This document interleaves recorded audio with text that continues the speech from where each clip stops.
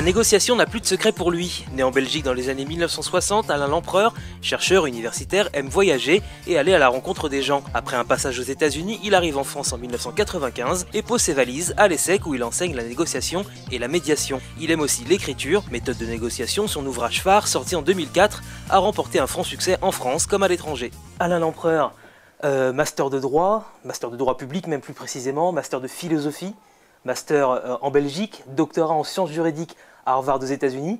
Vous avez fait énormément d'études. Pourquoi? Peut-être pour une raison en particulier, pour essayer d'être utile aux autres. Mais d'où vous vient ce goût pour le commerce et la négociation? La négociation, pour moi, c'était une manière de faire de la philosophie pratique. J'ai travaillé notamment dans la mise en place de ce qu'on pourrait appeler des rencontres improbables.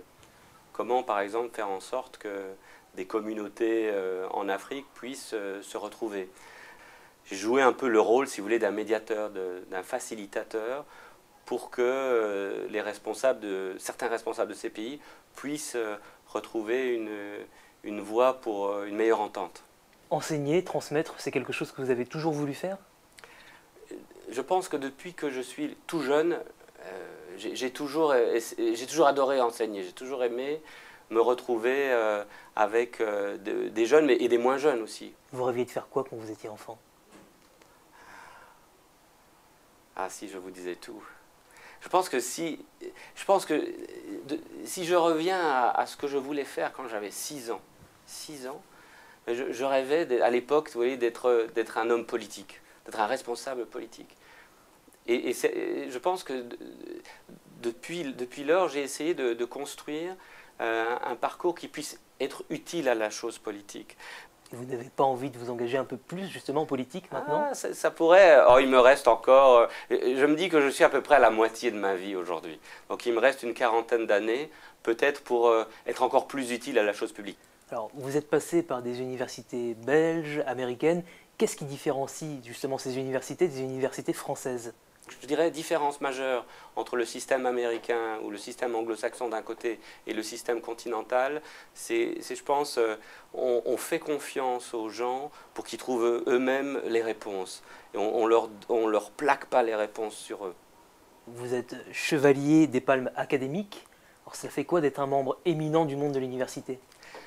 D'abord, c'est une reconnaissance par ses pairs et c'est ce qui me paraît très important.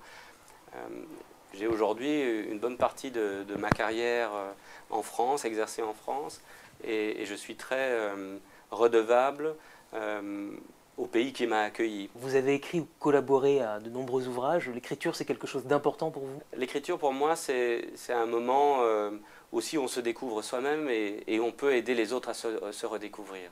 3 mots pour résumer votre parcours professionnel.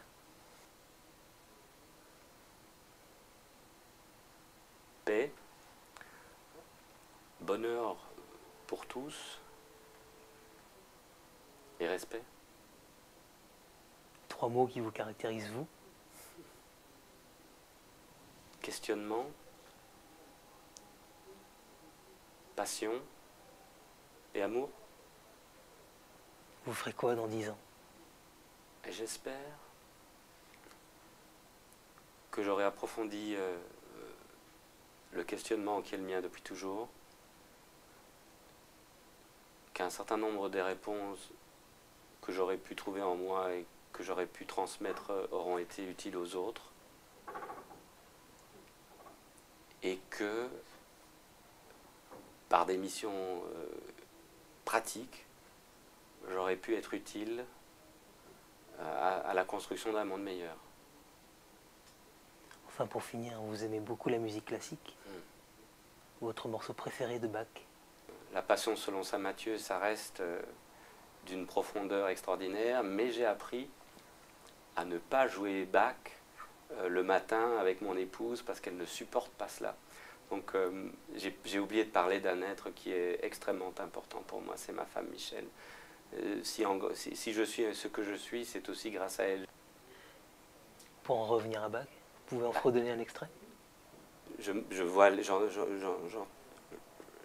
J'entends les premières notes.